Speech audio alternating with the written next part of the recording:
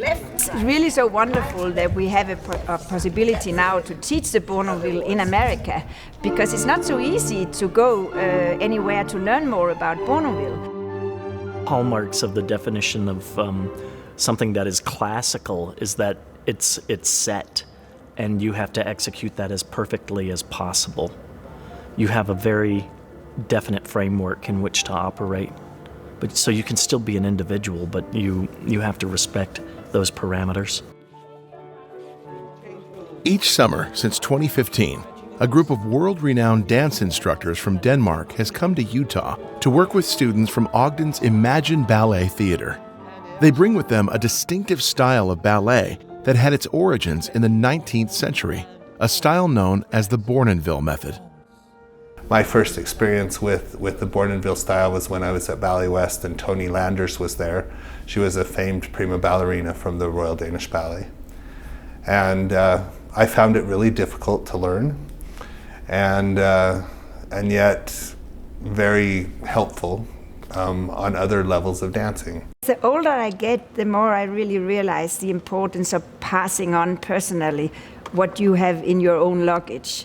And I'm so fortunate that I'm grown up with this Bournonville tradition, which is really a fantastic school, fantastic repertoire, and also fantastic dance philosophy in a way, because it's about being human on stage, it's about showing your own personality on stage, and it's a very difficult technique. So if you know the Bournonville style well, you are actually able to dance all other classical ballet styles, I would say.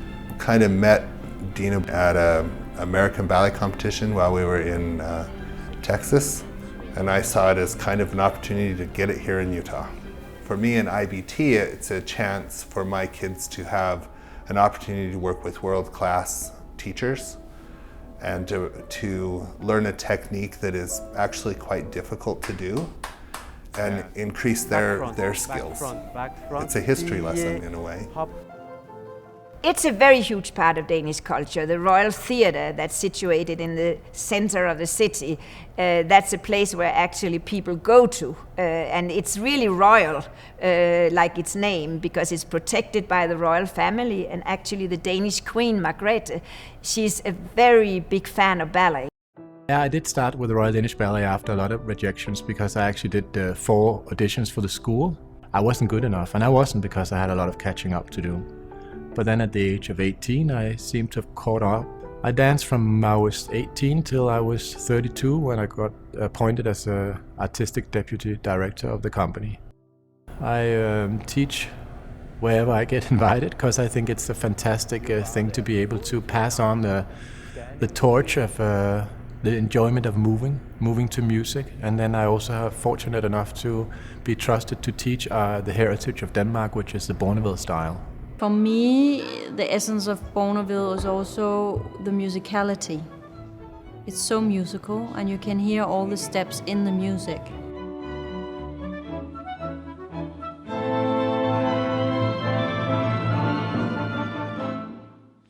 The art of telling a story in the 19th century, known as mime or para action, was extensively used by all choreographers, especially by Bournonville. He insisted on a difference between the common man and nobility, and above all, he wanted the intent of what was being portrayed to be clear. August Bournonville was the choreographer of the Royal Danish Ballet in the mid-1800s. He created more than 50 ballets during this period. Unfortunately, all but a handful are lost to history. I feel part of a chain in a way, because I'm really only like 3 generations away from Bournonville himself. Since Bournonville's last student was Hans Beck, who was actually the teacher of my father, who was in the same generation as my own Bournonville teacher, Hans Breno. And then, well, he was my teacher. So it's like in that way there is a link. And this is, I think the older you get, you really appreciate that, but you also feel the responsibility. And that's why I've been really, really so happy about this initiative here to bring the Bournonville tradition here to Ogden, Utah, and all the young ballet students are now becoming part of that chain. Quite frankly,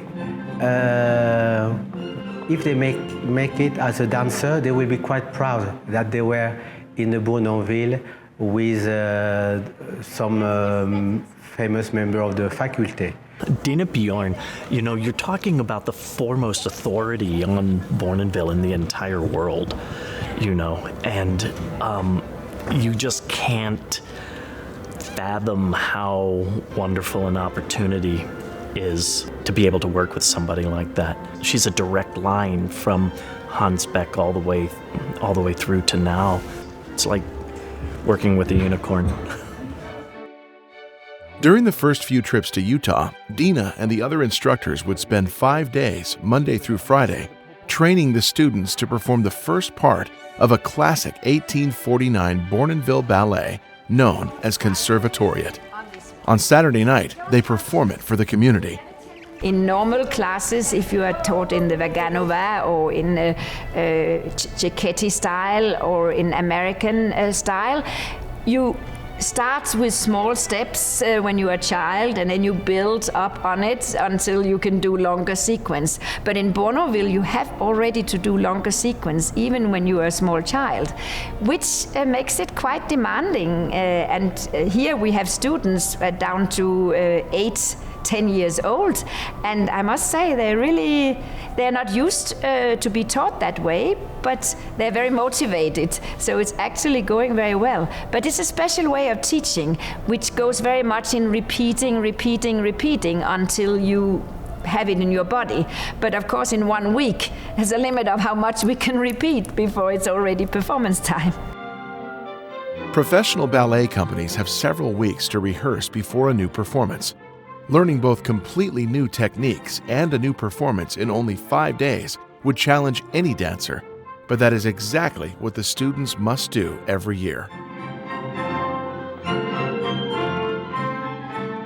Stylistically, just where like heads go and just arm placement, timing, footwork, there's more petit allegro than I'm used to.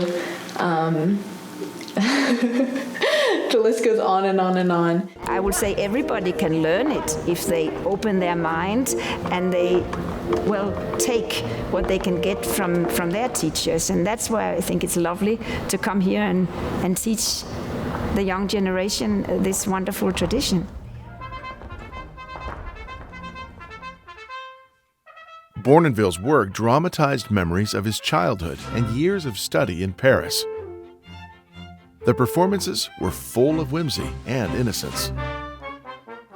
What I always say to the audience when they come to a Bournonville, I mean, just sit down, open your senses.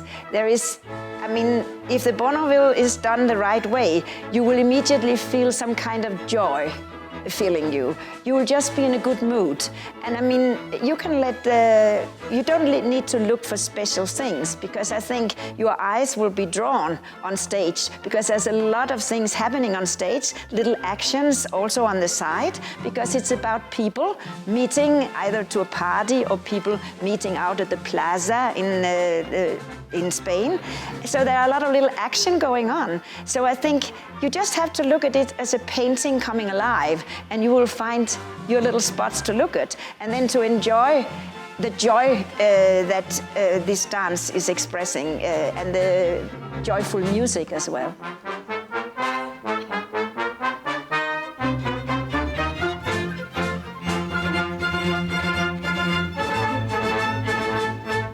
It's literally a snapshot of ballet back in the 19th century. There's no room for doing things incorrectly. You don't change Bournonville, you have to change for Bournonville. I like the brilliance and technicality of the legwork and the quietness of the épaulement and port-de-bras, the way you use your upper body. I think that it trains some of the best legwork you're going to see, particularly when you're using those classes, those combinations, and the choreography with the demands of today's technique. I truly believe it's probably the most difficult dancing to do. I've been very impressed with how much they have got in 1 week's time. Of course, with the Bournonville, you can go on and polish details and details. So in a way, we would wish that maybe there had been 1 more week, because then we could have even polished the details better, and maybe everybody also will start to feel more secure in it. But I think in 1 week, we have actually reached a very good result thanks to the motivations of all the students.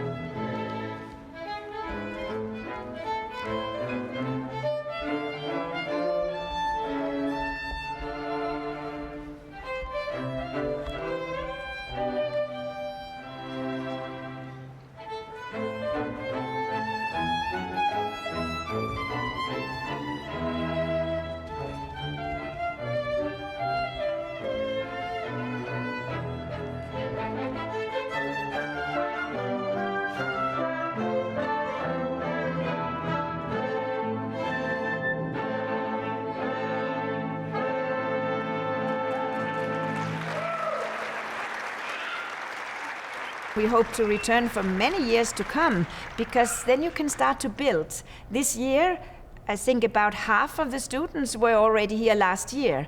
And in that way, you can see that they start already from a point where they recognize the style, they recognize the combinations, even if we do completely new material this year. But they have an advantage, and if we can start to build that every year, there will be some who have done it before and some new ones adding. I think in about 6 years' time, when we have got through all the 6 classes of the week, we could make a fantastic gala.